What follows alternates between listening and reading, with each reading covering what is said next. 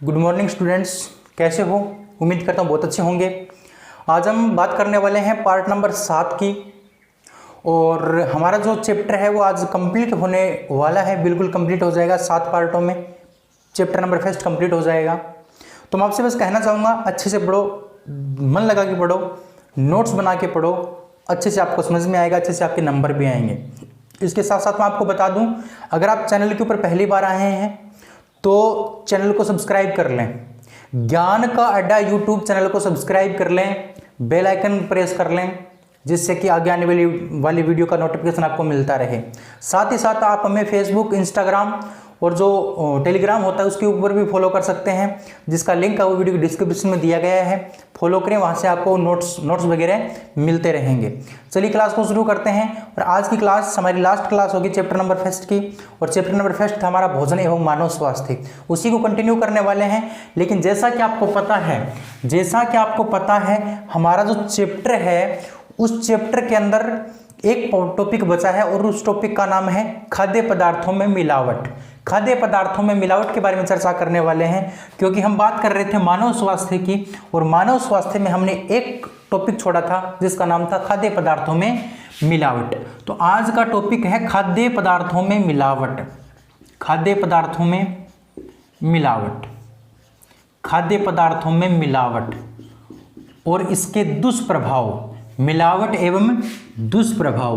दुष्प्रभाव का मतलब इस मिलावट करने से हमारे शरीर पर क्या प्रभाव पड़ता है, बुरा प्रभाव क्या पड़ता है, वो हमें पढ़ना है। तो सबसे पहले बात आती है कि मिलावट क्या होता है। आपसे मैं पूछ लूं या फिर परीक्षा में आपसे पूछ ले कि बताइए मिलावट क्या है, तो आप क्या कहोगे? मिलावट क्या है, मिलावट किसे कहते हैं? समझना इस बात को, सिंपल सी बात है। वैसे मैं आपको शॉर्ट में बताने की कोशिश करूंगा और आप इसको थ्योरी के रूप में लिखोगे, वरना आपकी बुक में दे रखी है अच्छे से। इस टॉपिक को यहाँ से समझो और बुक से आप पढ़ लो, या फिर मैं बताऊं वैसे वैसे लिख लो, क्योंकि आपको याद भी हो जाएगा।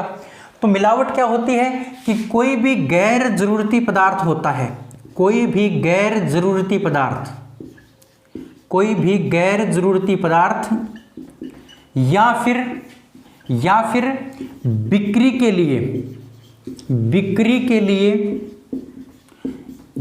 लिए अधिक आकर्षित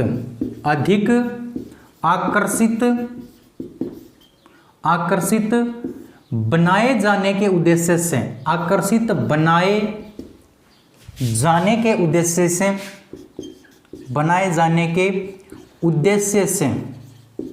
बनाए जाने के उद्देश्य से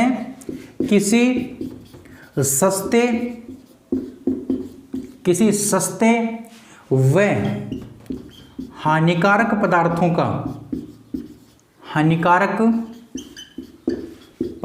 की मात्रा बढ़ाना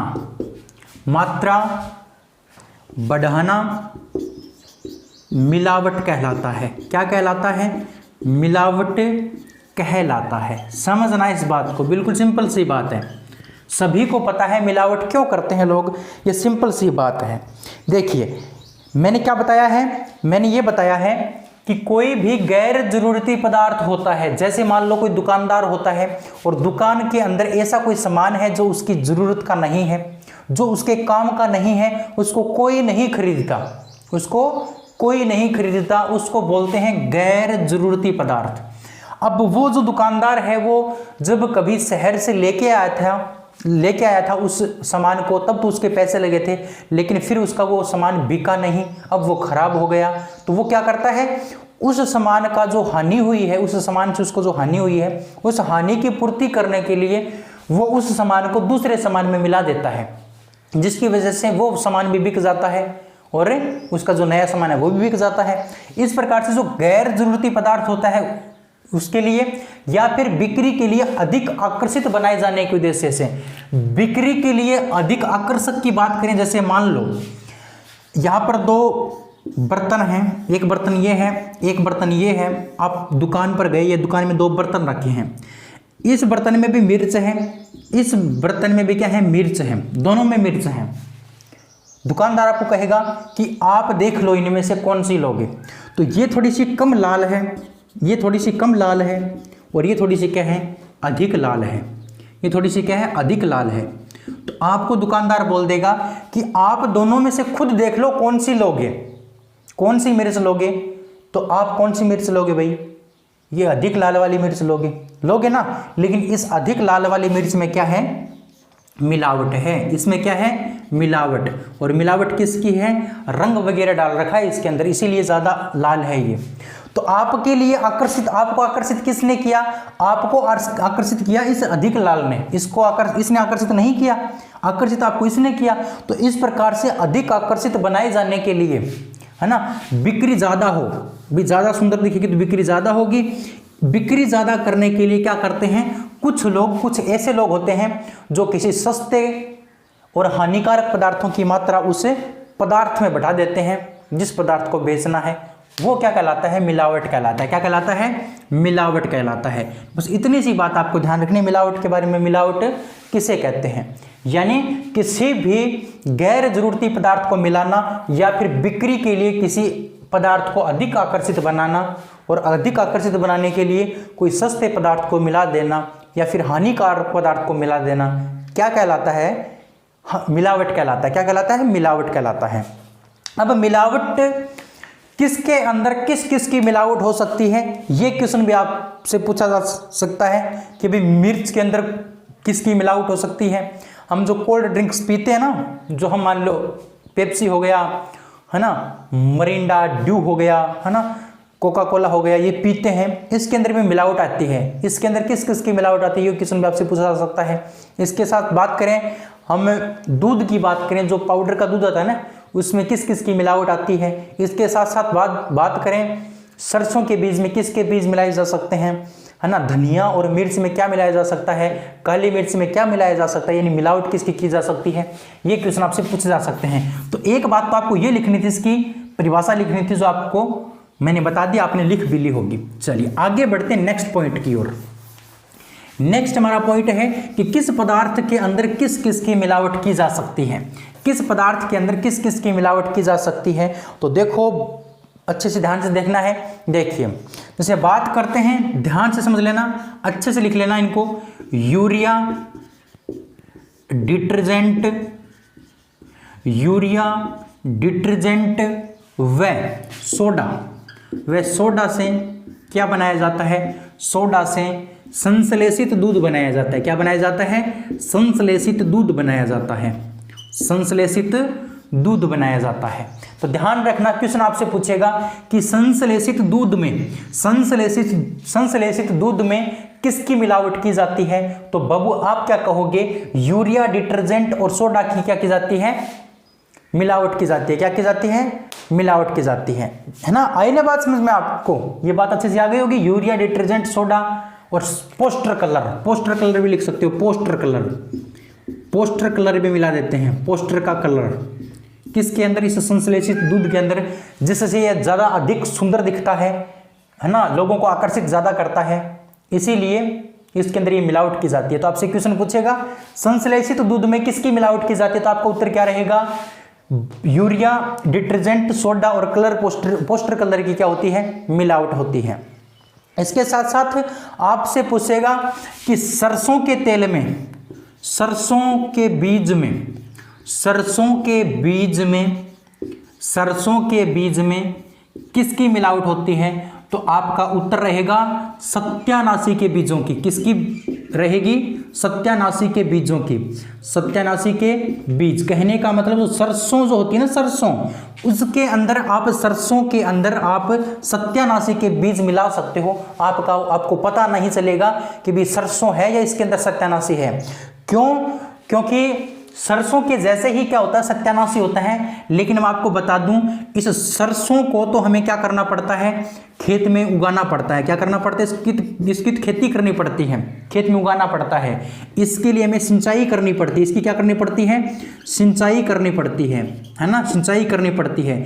इस सरसों में हमें क्या डालनी पड़ती है, दवाई डालनी पड़ती है, तब जाके हमें सरसों प्राप्त होती है। लेकिन ये जो सत्यानाशी है ना, सत्यानाशी, इसको ना तो हम उगाते हैं, ना इसको सिंचाई की आवश्यकता होती है, ना इसे किसकी आवश्यकता होती है, दवाई की आवश्यकता होती है, ये अपने आप ही बड़ा होता है और अपने आप ही क्या कर देता है, बीज उत्पन्न कर देता है। अब वैसे तो इसको कोई लेता नहीं, कोई काम आता नहीं है, ये कोई काम नहीं आता सत्यानाशी का बीज, है ना। तो फिर क्या करते हैं लोग, इस सत्यानाशी के बीजों को किसके अंदर मिला देते हैं, सरसों के अंदर। अब मान लो सरसों पहले 15 किलो थी और 15 किलो में 2 किलो किसको मिला दिया, सत्यानाशी को मिला दिया। अब वैसे अगर सत्यानाशी को बेच के हैं तो सत्यानाशी कोई नहीं लेगा, क्योंकि कोई काम आता ही नहीं है सत्यानाशी। लेकिन इस सत्यानाशी के बीज को हमें किसके अंदर डाल देंगे, सरसों के बीज में डाल देंगे ना, तो सरसों के साथ वही बिक जाएगा। अब 15 किलो पहले थी, 2 किलो और डाल दिया, मान लो 2 किलो सत्यानाशी के बीज डाल दिया, तो 2 किलो वैसे नहीं बिकने वाला था, लेकिन मिलावट करने के बाद ये बिक गया। तो इस प्रकार से ध्यान रखना, सत्यानाशी के बीजों की मिलावट किसके अंदर की जाती है, सरसों के बीजों में की जाती है। ये क्वेश्चन आपसे पूछा जा सकता है कि सरसों के बीजों में किसकी मिलावट हो सकती है। इसके साथ साथ अगर बात करें सरसों के तेल की बात करें, सरसों के तेल की बात करें, सरसों के तेल में किसकी मिलावट की जा सकती है, तो मैं बता दूं टाब्रो, आपको ध्यान से समझना। सरसों के तेल में पाम ऑयल की क्या की जा सकती है, पाम ऑयल की मिलावट की जा सकती है। ध्यान से समझना इस बात को। जो सरसों का तेल होता है उसी के अनुसार पाम ऑयल होता है, और ये जो पाम ऑयल है दोस्तों, ये ज़्यादातर दक्षिण अफ्रीका में होता है। कहाँ पर होता है, दक्षिण अफ्रीका में होता है। ध्यान रखना, दक्षिणी अफ्रीका में पेड़ पौधे होते हैं और उन पेड़ पौधों से क्या टपकता रहता है, तेल टपकता रहता है, और उसको बोलते हैं पाम ऑयल। और वो किसके जैसा होता है, इस सरसों के तेल के जैसा होता है। लेकिन सरसों के तेल के जितने गुण इसके अंदर नहीं होते, ये हमारे शरीर के लिए हानिकारक होता है, और सरसों का तेल हमारे लिए क्या होता है, लाभदायक होता है ना। तो मैंने क्या बताया, सरसों के तेल के अंदर किसकी मिलावट होती है, पाम ऑयल की मिलावट होती है। ये बात भी आपको ध्यान रखनी है। क्वेश्चन आपसे सीधे सीधे पूछे जा सकते हैं कि 1 नंबर के, जो आपको ध्यान रखने हैं।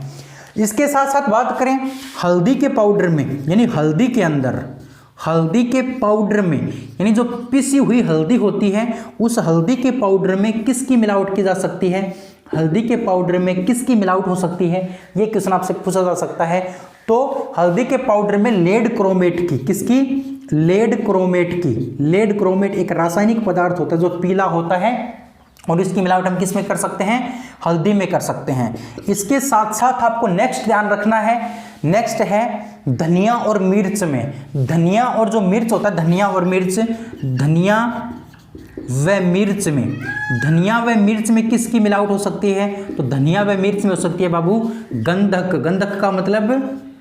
का मतलब होता है सल्फर। किसकी मिलावट हो सकती है, सल्फर की मिलावट हो सकती है। ध्यान से समझना इस बात को, बहुत इंपॉर्टेंट बातें मैं आपको बता रहा हूं, इधर उधर अपना दिमाग मत भटकाओ, अच्छे से इस टॉपिक को, एक एक टॉपिक को ध्यान से समझ लो। धनिया और मिर्च में किसकी मिलावट होती है, गंधक यानी सल्फर की मिलावट होती है। किसकी मिलावट होती है, सल्फर की मिलावट होती है।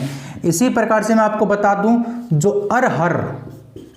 अरहर की जो दाल होती है, अरहर की जो दाल होती है, अरहर की दाल में क्या मिलाया जाता है, खेसारी दाल मिलाया जाता है। क्या मिलाया जाता है, खेसारी दाल मिलाया जाता है। ध्यान से समझना, खेसारी दाल भी दक्षिणी अफ्रीका में पेड़ पौधों से उगती है। और दोस्तों ये जो है ना, ये शरीर के लिए हानिकारक होती है।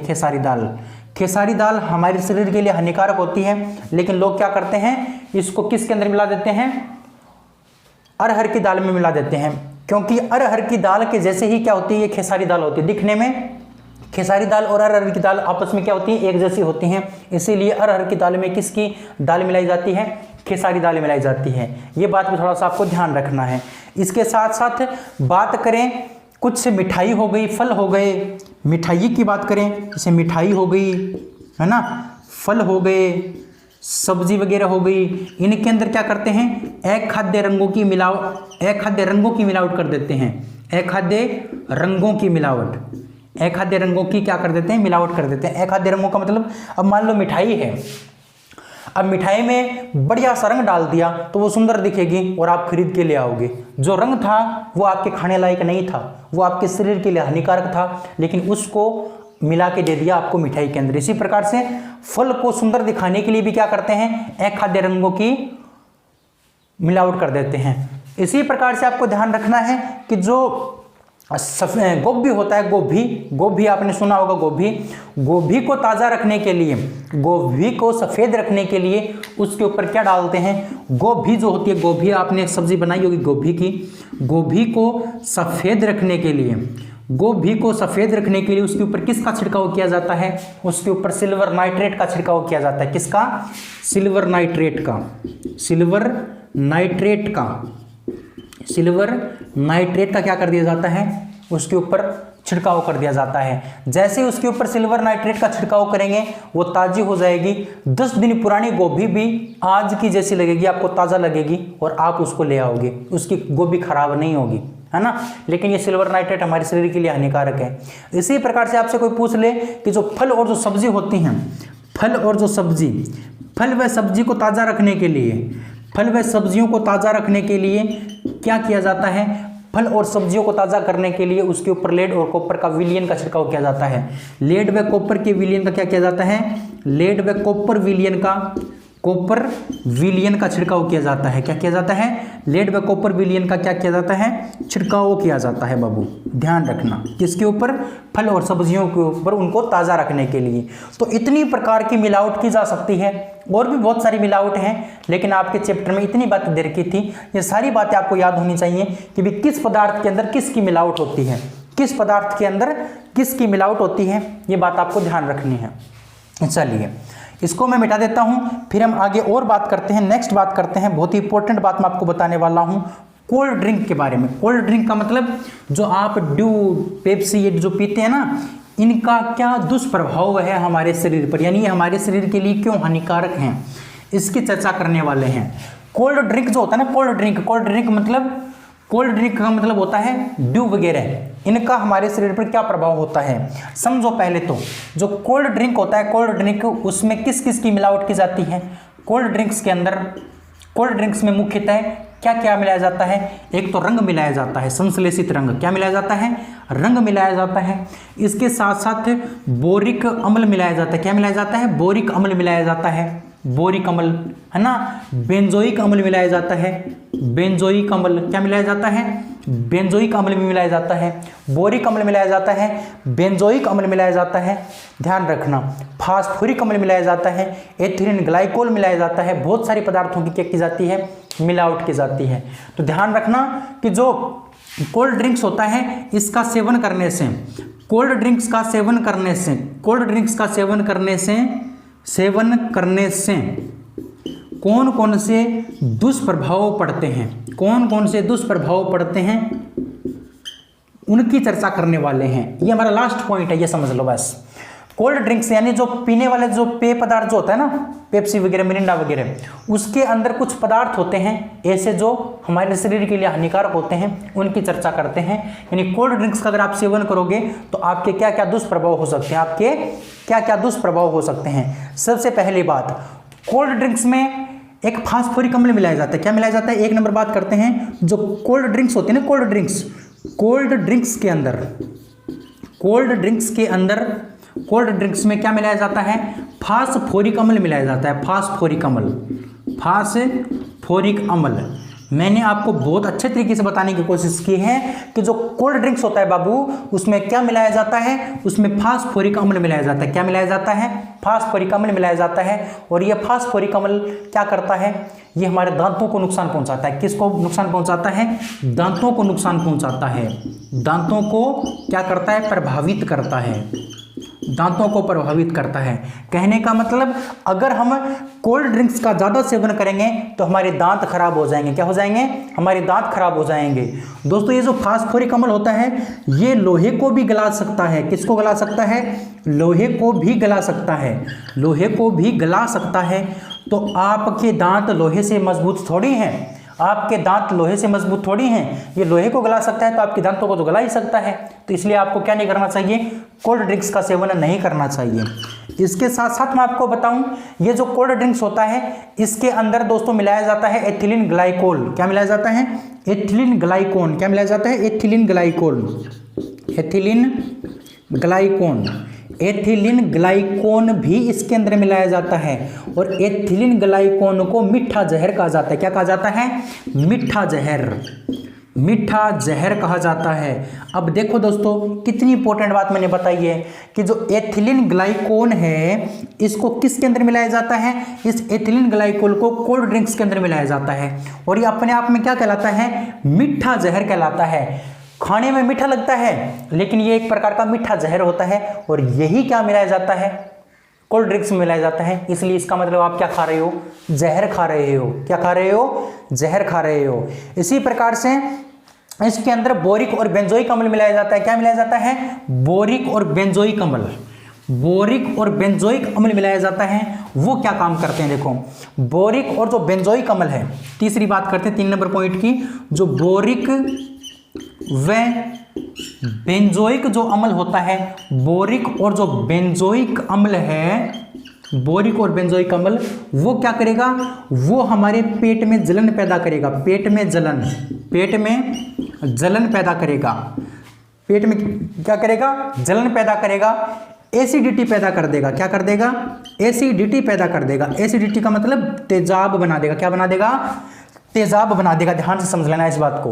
पेट में जलन, एसिडिटी कौन बनाता है? बोरिक और बेंजोइक अम्ल। बोरिक और बेंजोइक अम्ल दोनों, ध्यान रखना। चलिए, इसके साथ साथ हड्डियों के विकास में भी क्या करता है? ये दुष्प्रभाव डालता है, यानी हड्डियों का विकास नहीं होने देता। लेकिन पेट में जलन और एसिडिटी इसका क्या महत्वपूर्ण काम होता है। इसके साथ साथ अगर आप क्या करते हो? कोल्ड ड्रिंक्स का सेवन करते हो तो आपके अनिद्रा की स्थिति बन जाएगी। क्या? किसकी स्थिति बन जाएगी? अनिद्रा की स्थिति बन जाएगी और आपकी क्या होगा? सर दर्द होगा। क्या होगा? सर दर्द होगा। सर दर्द, सर में दर्द भी होगा और अनिद्रा भी होगी। क्या होगी? अनिद्रा। अनिद्रा का मतलब आपको नींद नहीं आएगी। अब बहुत सारे बच्चे बोलेंगे, अच्छा ज़्यादा मास्टर बने फिरे, अरे इसको पीने से तो, कोल्ड ड्रिंक्स को पीने से तो सर दर्द खत्म होता है। आपका होता का दिखाई देता होगा। हमें हमारा दुख अगर दुखता है तो भी क्या हो जाता है? सही हो जाता है इसको पीने पर। लेकिन दोस्त, ये साइंटिफिक इसका कारण है, ये इसका वैज्ञानिक कारण है कि कोल्ड ड्रिंक्स का सेवन करने से आपको कभी न कभी दर्द होने लगेगा। कभी न कभी दर्द होने लगेगा। लेकिन आपको क्या दर्द होगा? 15-20 दिनों में तो एक बार आपके घर में आता है। ये 15-20 दिनों में तो एक बार आता है। 2-5 रुपए करके लेके आते हो। आपका सर दर्द थोड़ी होगा। जो रोजाना पीते हैं ना, उनकी बात कर रहा हूं मैं। जो रोजाना इसको सेवन करते हैं उनकी बात कर रहा हूं। चलिए आगे बढ़ते हैं, नेक्स्ट बात करते हैं। इसके अंदर सीसा की मात्रा भी पाई गई है। किसकी मात्रा? इस 5 नंबर है, इसके अंदर किसकी मात्रा पाई गई है? सीसा की मात्रा भी पाई गई है। सीसा की मात्रा, सीसा की मात्रा भी पाई गई है। सीसा बोले तो शीशा, शीशा बोले तो लेड। इसके अंदर सीसा यानी लेड की मात्रा भी पाई गई है। और ये सीसा हमारे शरीर में क्या करता है? हमारे गुर्दे को खराब करता है, हमारे यकृत को खराब करता है। यकृत बोले तो लीवर को खराब करता है। किसको खराब करता है? लीवर को खराब करता है। हमारे किसको खराब करता है? लीवर को खराब करता है। ये थोड़ा सा आपको ध्यान रखना है। गुर्दे को भी खराब करता है, मांसपेशियों को खराब करता है। ठीक है। और एक खास बात और है, कभी एक बार इसका परीक्षण किया गया था। इस कोल्ड ड्रिंक्स का परीक्षण किया गया था, टेस्ट किया गया था। एक टेस्ट में तो इसके अंदर जहर भी पाया गया है। क्या पाया गया है? जहर भी पाया गया है। इसके अंदर जहर भी पाया गया है।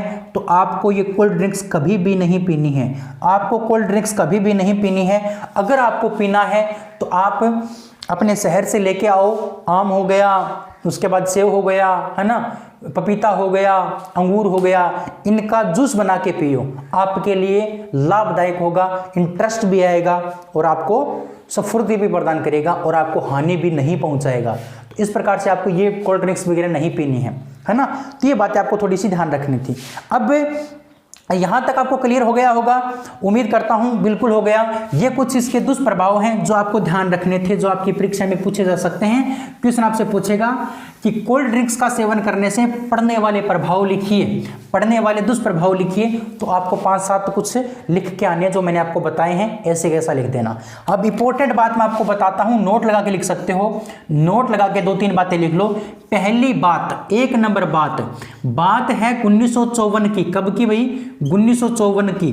1954 में भारत सरकार ने 1954 में भारत सरकार ने मिलावट को रोकने के लिए लिए एक अधिनियम बनाया था। क्या बनाया था? एक अधिनियम बनाया था। उस अधिनियम का क्या नाम है वो आपसे पूछा जा सकता है। 1954 में भारत सरकार ने मिलावट को रोकने के लिए क्या बनाया था? एक अधिनियम बनाया था, और उस अधिनियम का क्या नाम है वो आपसे पूछा जा सकता है। उस अधिनियम का नाम है खाद्य पदार्थ अपमिश्रण निषेध अधिनियम। खाद्य पदार्थ अपमिश्रण निषेध अधिनियम है ना। ये अधिनियम पारित किया गया था, ये अधिनियम बनाया गया था किसको रोकने के लिए बाबू? ये मिलावट को रोकने के लिए। जो दुकानदार मिलावट करते हैं उन दुकानदारों के खिलाफ कार्रवाई करने के लिए भारत सरकार ने 1954 में क्या बनाया था? मिलावट को रोकने के लिए एक अधिनियम बनाया था। उस अधिनियम का नाम था खाद्य पदार्थ अपमिश्रण निषेध अधिनियम। तो क्वेश्चन आपसे यह भी पूछा जा सकता है कि खाद्य पदार्थ अपमिश्रण निषेध अधिनियम कब पारित किया गया था? तो ध्यान रखना 1954 में पारित किया गया था। इसके साथ साथ कुछ आपको एक एक दो बात और ध्यान रखनी है। कुछ मैं आपको 3 पूरे नाम बता रहा हूं, ये आपको ध्यान रखने हैं। एक आपसे पूछा जा सकता है, पूरा नाम है ना, ये पूछा जा सकता है आपसे। एक है LSD का पूरा नाम। LSD का पूरा नाम क्या है ये आपसे पूछा जा सकता है। तो LSD का पूरा नाम क्या है ये आपको ध्यान रखना है। तो ध्यान से समझिए, LSD का पूरा नाम क्या है। LSD का मतलब, L का मतलब लाइसर्जिक। L का मतलब क्या है यहाँ पर? L का मतलब लाइसर्जिक। L का मतलब लाइसर्जिक। S का मतलब है, L का मतलब लाई, S का मतलब सर्जिक, और A का मतलब है लाइसर्जिक एसिड। ये LS का क्या है? फुल नाम है। L का फुल नाम है, LS का फुल नाम है लाइसर्जिक एसिड। और D का फुल फॉर्म क्या है? D का है डाई एथिलेमाइड। क्या है? Die एथिलेमाइड।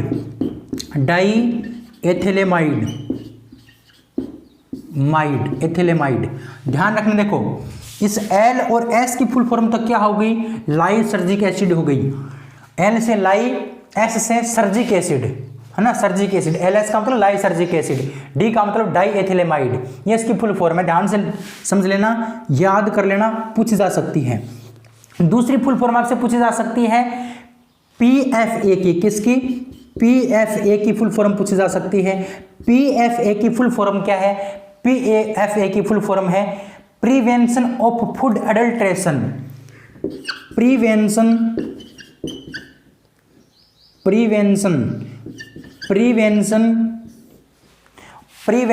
Of food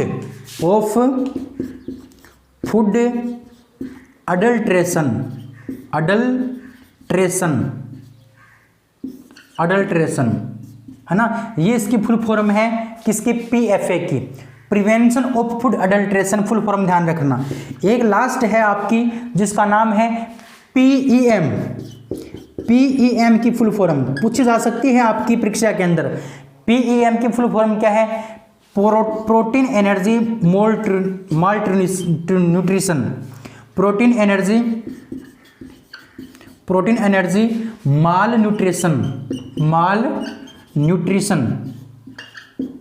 mall nutrition, ये इसकी फुल फॉर्म है। तो ये कुछ फुल फॉर्म है जो आपसे आपके एग्जाम में पूछे जा सकते हैं सीधी। आपको बस ध्यान रखनी है, ऐसे लिख लेनी है, इनको अच्छे से लिख लेनी है, ठीक है। वीडियो को रोक के लिख लिया करो, बीच में कोई दिक्कत की बात नहीं है। बस आप अच्छे से नोट्स बनाते चलो, आपके नंबर बहुत अच्छे से आने वाले हैं, है ना। अगर आज का वीडियो आपको पसंद आया है तो वीडियो को लाइक कर दीजिए, शेयर कर दीजिए अपने दोस्तों तक, और प्यारा से कमेंट कर दीजिए। अगले वीडियो में फिर मिलेंगे, तब तक के लिए जय हिंद जय Bharat. Thank you, bye bye, love you सभी को। अगले वीडियो में तैयार रहना चैप्टर नंबर 2 के साथ। थैंक यू, अगले वीडियो में मिलेंगे। Thank you.